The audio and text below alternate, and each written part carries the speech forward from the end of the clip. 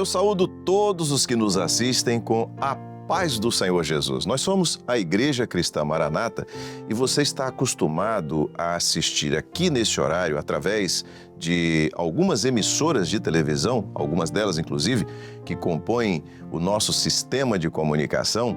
Nós temos um sistema multiplataformas pelo qual nós transmitimos diversos conteúdos. Esse é um deles. E este é o nosso programa semanal, programa da Igreja Cristã Maranata. Aliás, eu quero convidar você a não apenas assistir a esse programa, mas também a uma quantidade muito interessante de conteúdos interessante para você, interessante para a sua família e que estão no nosso canal no YouTube. Aqui ao lado você está vendo o QR Code, você pode apontar a câmera do seu celular para ele e você vai ter acesso ao nosso canal, onde nós temos mais de 13 mil vídeos que estão postados ali. Sempre vai encontrar alguma coisa importante para você que vai falar profundamente ao seu coração. Nós estamos numa sequência que trata das 7 cartas do Apocalipse. Eu quero explicar o significado desta sequência. Há na Bíblia, no livro do Apocalipse, uma sequência de 7 cartas que foram escritas pelo apóstolo João.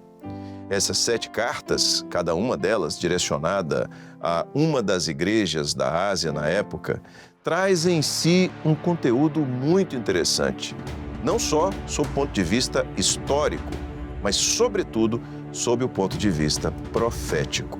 É muito bom entender o que a Bíblia diz e como ela mostra todo o transcurso da história da humanidade nos últimos 2000 anos. E tudo isso está registrado nas 7 cartas do Apocalipse, que estão no livro do Apocalipse, nos capítulos 2 e 3. Você tem acompanhado conosco esse conteúdo muito interessante. Eu quero chamar a atenção para os nossos primeiros 8 programas, as 8 primeiras edições do nosso programa. Neles, nós mostramos o resultado de uma viagem da nossa equipe pela Turquia, onde estão essas cidades hoje. Eles estiveram ali, gravaram in loco em cada uma das cidades citadas nas 7 cartas do Apocalipse e também na ilha de Patmos, onde o apóstolo João escreveu essas cartas e de onde elas foram enviadas para estas cidades. É muito interessante você saber disso, você conhecer esta sequência, você entender que tudo isso tem um propósito, que é nos fazer entender o momento profético que nós estamos vivendo, nos fazer conhecer o tempo de hoje, o tempo que estamos vivendo hoje, nos nossos dias, e o significado deste tempo e de tudo aquilo que acontece no projeto eterno de Deus. Então, está feito aqui o convite para você participar conosco desta sequência maravilhosa. A cada semana nos encontramos aqui para tratar das 7 cartas do Apocalipse ou do projeto de Deus nessas 7 cartas do Apocalipse. Mas hoje nós teremos um conteúdo especial, diferenciado. E ele traz para você uma mensagem que foi trazida no início dos anos 2000, na primeira década do ano 2000, e que foi trazida pelo pastor Gedeuti Gueiros, que é presidente da Igreja Cristã Maranata e também participa conosco de cada edição do programa. Você vai assistir agora uma palavra especial sobre a mente. Esse é o tema desta mensagem. E é importantíssimo que você ouça e que você guarde consigo qual a forma como Deus age na nossa mente e do que nós precisamos estar preparados, resguardados, para não perdermos aquilo que é a direção do Senhor. Você fica agora com o pastor Gedeuti Gueiros, presidente da Igreja Cristã Maranata, que trará uma palavra, como dissemos, sobre a mente. Irmãos, o nosso assunto é sobre a mente. Vamos abrir as nossas Bíblias, Salmo 139, versos 23 e 24. Sonda-me, ó Deus, e conhece o meu coração. Prova-me e conhece os meus pensamentos. E vê se há em mim algum caminho mau e guia-me pelo caminho eterno. Meus irmãos, o salmista era um homem extraordinário, porque 1000 anos antes de Jesus, antes de Cristo, era uma alma sedenta e toda a sua veia poética estava dirigida para os seus sentimentos e a relação dele com Deus. Quando ele olhava para os céus, ele via a providência de Deus assim: os céus manifestam a glória de Deus e o firmamento anuncia as obras de sua mão. Um dia faz declaração a outro dia, e uma noite mostra sabedoria a outra noite. Sem linguagem, ouve-se a sua voz. Meus irmãos, extraordinariamente, Davi compõe os seus salmos, e ele, tudo que olha em sua volta, ele se dirige a Deus. Ele olha para o mar e diz assim: seu é o mar, pois ele o fez, e as suas mãos tornaram a terra seca. Mas o que era muito interessante nele era o que ele via dentro dele, eram os seus sentimentos, era aquilo que era parte da sua relação com Deus, que era algo que se expunha em tudo aquilo que ele escrevia. Havia momentos de alegria, então ele se regozijava, e ele dizia: regozijai-vos sempre no Senhor. E outra vez vos digo, regozijai-vos. Alegrei-me quando me disseram: vamos à casa do Senhor. Então ele sabia descrever os seus sentimentos, tanto aqueles que eram até de certa forma positivos. Ele fala dos momentos que ele ia à casa do Senhor, quando ele acompanhava os louvores, quando ele compunha os seus salmos, quando ele ouvia os cânticos que até mesmo ele fazia, que ele compunha, escrevia. Mas ele via os seus momentos também difíceis. Havia momentos que dizia assim: faço nadar o meu leito todo dia, os meus joelhos estão trêmulos de tanto jejuar, a minha alma está abatida. E ele pergunta, nos seus momentos de luta, ele diz: por que estás abatida, ó minha alma? Por que te perturbas dentro de mim? E ele mesmo respondia: espera em Deus, minha alma, espera em Deus, pois ainda o louvarei pela sua salvação. E as grandes batalhas, e diz assim: cordéis da morte me cercaram, angústias do inferno se apoderaram de mim. Eu clamei ao Senhor e Ele ouviu o meu clamor. Meus irmãos, que maravilha é quando nós conhecemos o homem que está dentro de nós. As grandes lutas do homem não estão fora, as grandes lutas do homem estão dentro dele. O homem é refém dessas grandes batalhas, e a maior batalha que se trava na vida do homem está dentro dele. Nós estamos sempre pensando no estado do lado de fora. Nós nos aborrecemos com alguém, ficamos tristes, doloridos, e é a nossa alma que sofreu. Nós é que sofremos. As pessoas não dormem tranquilamente, e nós passamos a noite virando cama, troca o travesseiro, deita do outro lado, mas são os turbilhões, daquilo que vem a toda hora. E quanto mais sensível o homem, mais sofre, porque ele remói tudo aquilo, é aquilo que se passa, é a vida, é o filme, daquilo que às vezes ele falou, daquilo que ele viu, daquilo que ele ouviu. A mente é a sede dos grandes conflitos do homem. Nós somos as vítimas. E Davi dizia assim: Senhor, tu me conheces, e tu me sondaste. Mas ele diz assim: sonda-me, ó Deus, e conhece o meu coração. Prova-me, e conhece os meus pensamentos, e vê se há em mim algum caminho mau, e guia-me pelo caminho eterno. Nós nos tornamos vítimas de nós mesmos, vítimas dos nossos próprios conflitos. Nós vivemos, meus irmãos, e tudo que está em volta perturba a nossa mente. O trabalho, nosso relacionamento, de modo geral, a enfermidade. Nós vivemos esse mundo. Jesus disse: no mundo tereis aflições. Todo mundo tem, nós temos também. É a preocupação de cada dia. Como será o amanhã? E aquelas coisas que estão por dentro. Aquelas que estão por dentro, elas são invisíveis para os que estão fora. Mas para nós, elas nos ferem. É a paixão, é o ódio, é o rancor, é a hipocrisia, é mentira, é o julgamento, é o falatório. Meus irmãos, quantas vezes nós somos vítimas dos falatórios, e nós fazemos vítimas também com o nosso falatório, com a nossa maneira de agir. E sabe o que é que acontece? Nós nos esquecemos de uma coisa: que nós fomos chamados para sermos objeto do amor de Deus na nossa vida. Nós esquecemos disso. Com que facilidade o homem se esquece disso. As vitórias que Davi tinha estavam na relação dele com Deus. Ele não tinha outra vitória. Ele disse, para onde irei eu? Para onde irei eu? Se eu tomar as asas da alva, ali estará ele. Eleva os meus olhos para os montes. De onde me virá o socorro? Ele olhava para o lado mais alto que podia ver. Onde é que está o lado mais alto da terra?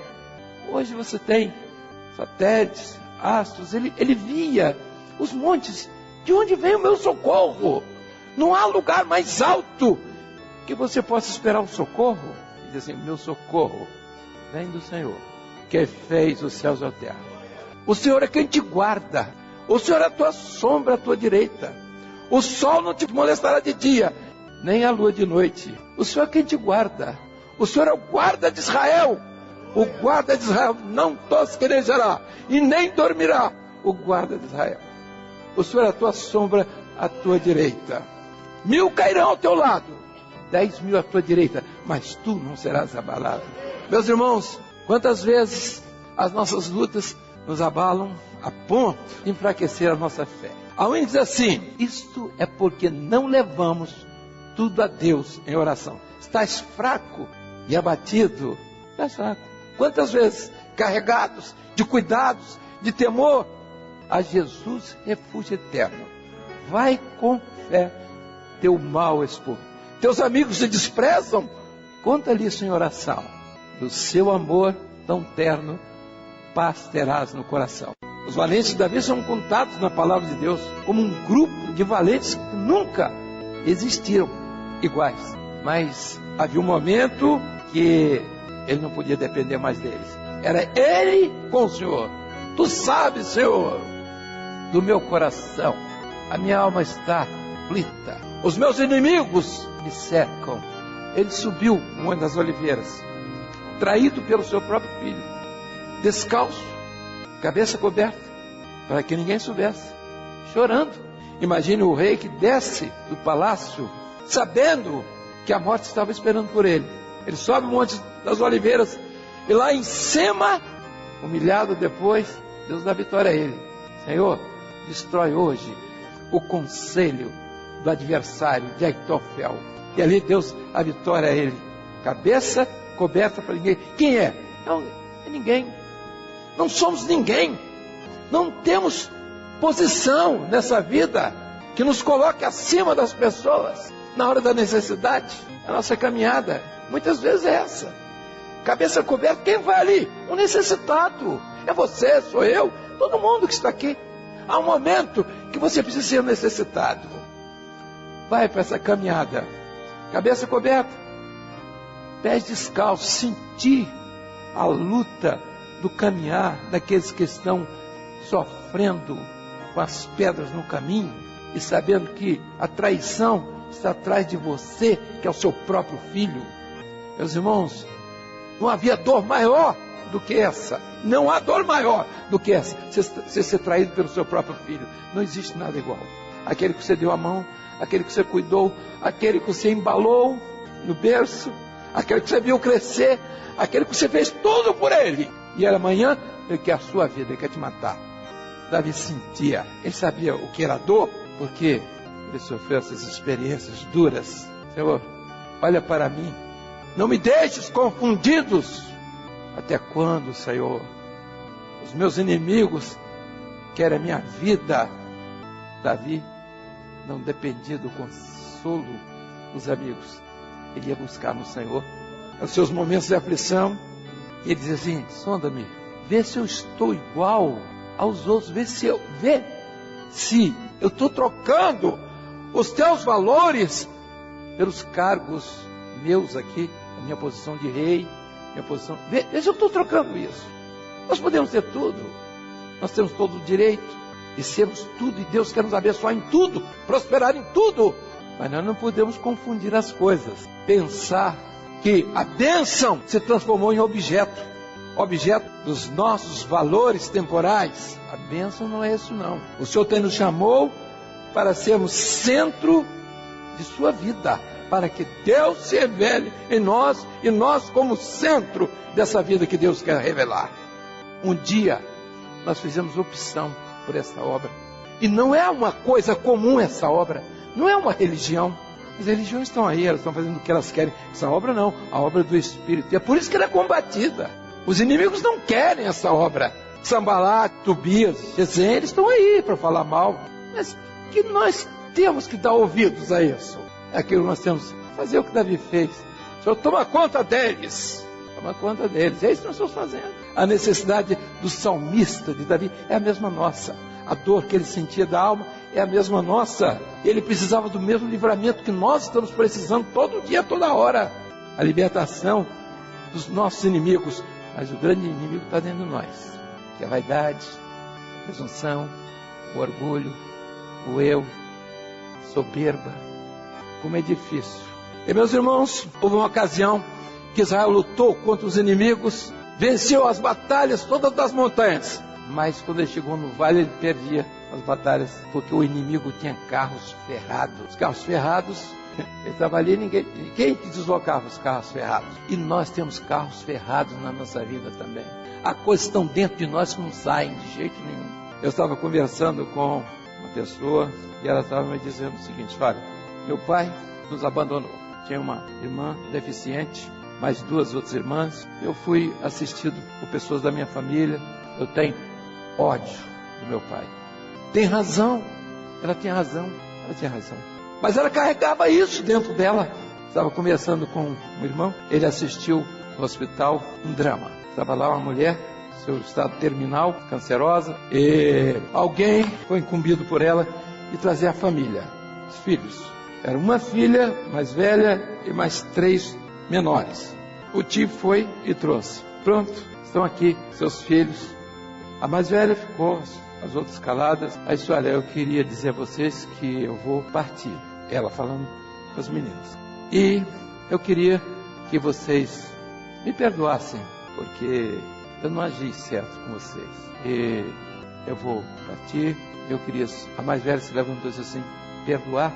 De jeito nenhum, você tem que morrer aí, do jeito que você está. Porque o dia que você nos abandonou, sozinhos, meu pai, um homem direito, um homem de bem, lutou a vida inteira para trazer comida dentro de casa. Eu parei de estudar para cuidar das minhas irmãs, estão aqui. Você tem que morrer mesmo. Seu lugar é aí. As outras duas virou e foi embora. Meus irmãos, isso é a história do mundo. Eu não sei como está essa pessoa hoje. Diante de tudo aquilo, dentro do quadro da morte ali, de alguém que passou, se abandonou a nossa casa para morar com outro homem. Os carros ferrados. Nós temos carros ferrados. E a palavra do Senhor diz que é por isso que as nossas orações não sobem. É por isso que Deus muitas vezes não ouve. É por isso que o casal não consegue as coisas. Essa semana alguém me telefonou. Era uma mãe. E disse: olha, eu queria que o senhor nos ajudasse nisso. Minha filha é instrumentista e arranjou um novo namoro. E o namoro terminou, não sei o que. Minha senhora, para começar, não é função minha essa de resolver problema de namoro, porque problema com... Eu sou problema. Não, porque ele era isso, ele era aquilo. É problema com o genro, minha senhora. Eu também tenho, todo mundo tem. Entendeu? E todo mundo tem. Você quer viver como? Você quer viver sem problema? Todo mundo tem. São problemas pequenos, grandes, menores, mais ou menos, justificáveis e injustificáveis. Você tem. Você tem com o filho. Você tem com todo mundo. Eu disse: minha senhora, a senhora devia agradecer a Deus. Se esse genro não presta, a senhora ficou livre dele. A senhora quer o quê? Não porque... minha senhora, a senhora está muito complicada para o meu gosto. Porque eu não vou resolver um problema desse jeito. A senhora quer que eu diga o quê? Onde é que a senhora está pensando? Não, eu saí. Eu estou fora. Pois é, está ótimo. A senhora está fora porque a senhora deve ser a melhor pessoa do mundo. Então não é o seu lugar na igreja, meu. A senhora está no seu papel. Sua filha vai te acompanhar. É isso, meu. E ensina isso à sua filha que a senhora está fazendo. Mas não me bota nesse meio não, sim? Meus queridos, nós somos um mundo onde as pessoas querem transferir os seus dramas que eles mesmos arranjaram. O camarada está aqui, ele está aqui. O touro está passando lá embaixo, ele vem com um pano vermelho e começa. Quando o touro vem para cima dele, ele está acordando: me acorde, porque o touro vem. É difícil, muito. Sonda, meu Deus. conversei com a moça. Ela me disse o seguinte: teu pai, eu me converti. Eu era filha com um irmão e 2 irmãs. Quando eu me converti, ele fazia tudo pelos meus irmãos. Todo dia que eu chegava em casa, ele me batia, ele me espancava, ele não me dava nada. Eu fiquei 15 anos assim. Ele morreu. Eu tinha ódio de meu pai, até que um dia eu ouvi uma mensagem. E a mensagem que eu ouvi entrou no meu coração. E o ódio desapareceu. Eu tinha doença, eu vivia doente. E quando o ódio desapareceu, a doença desapareceu também. Sonda, meu Deus, vê se há em mim algum caminho mau. Nós estamos cansados, somos vítimas. Será que amanhã, como será amanhã? O trabalho, as ocupações, estamos cansados, a noite não foi boa. E amanhã, como vai ser? A doença, falta de recurso, compromissos, expectativas, tem tudo para a mente.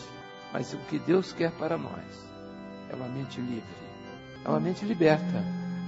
Ninguém vai tirar isso da nossa mente. Não tem conselho. Temos amigos, temos pessoas que nós amamos, pessoas que nós às vezes nunca conhecemos, que um dia nos dão a mão. Temos que respeitar e temos que ser gratos a essas pessoas. Tem gente que não é ingrato. Você faz um favor, você arranja um inimigo. Hoje é próprio do mundo. O nosso povo não pode ser assim. A coisa principal nessa vida é a gratidão. Nós não podemos esquecer nunca. E quando nós esquecemos disso, nós desrespeitamos as pessoas. E nós tiramos as pessoas do campo das coisas direitas e colocamos no campo, no lixo da vida. E nós não podemos fazer isso, levando eles para o sofrimento, para a amargura. Meus irmãos, as noites são difíceis muitas vezes.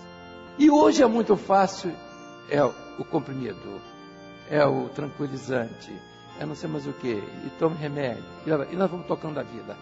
Não digo que ninguém vai tomar, porque há dias que as coisas são tão pesadas, você diz assim, o mundo caiu em cima de mim, todo mundo, eu não tenho como carregar. Aí a menina diz assim, Jesus, tu te lembras de mim, na vida, na morte, na dor. Jesus, tu te lembras de mim. Jesus, o que hei de fazer? O mundo está contra mim. Todos enfrentam isso. Todos. A incerteza, então, está na nossa frente a todos os momentos. Mas, meus irmãos, voltamos aqui para dizer o seguinte. Aquilo que nós temos transformado, que são objetos sem lugar de salvação, nós colocamos paixões, medo, autossuficiência, soberba. Não nos deixamos advertir. Meus irmãos, há pessoas doentes. Eu estava conversando com uma moça, uma funcionária, uma empregada de casa. Eu não posso entender uma coisa. Eu faço tudo para proteger a criança. Os pais vêm brigar comigo. Eu nunca vi isso na minha vida. Eu faço tudo. Eu pego no colo, faço tudo para proteger. Eu não entendo porque eles se levantam contra mim. Quem que entende isso? A criança ia bater a cabeça lá debaixo de um negócio lá. Eu fui tirar. A vida é assim. Vamos sofrendo. Vamos chorando. Meus irmãos, como é difícil. A mente é um lugar que precisa estar vazio, para que Deus possa operar. Mas os carros ferrados estão aí. São as paixões, é a intranquilidade, é a nossa forma de ser, e nós é que pagamos tudo. Nós ofendemos, nós somos ofendidos, e o negócio ficou lá dentro da gente. E para tirar aquilo, e vai se acumulando, um dia o coração explode em paixões, em desejos, em tudo, e o que Deus quis para nós ficou para trás. O salmista orava ao Senhor, sonda meu Deus, tu conheces o meu coração, Deus conhece o coração de todos que estão aqui. Meus irmãos, se eu não soubesse que Deus conhece tudo que está aqui, inclusive o meu coração, eu não teria por que fazer essa palavra. Não teria. Mas eu sei, o Espírito Santo, para aqueles que têm o Espírito Santo, Deus sonda. E está sabendo o que está se passando na sua vida. Nós estamos sobrecarregados. Nós estamos abatidos.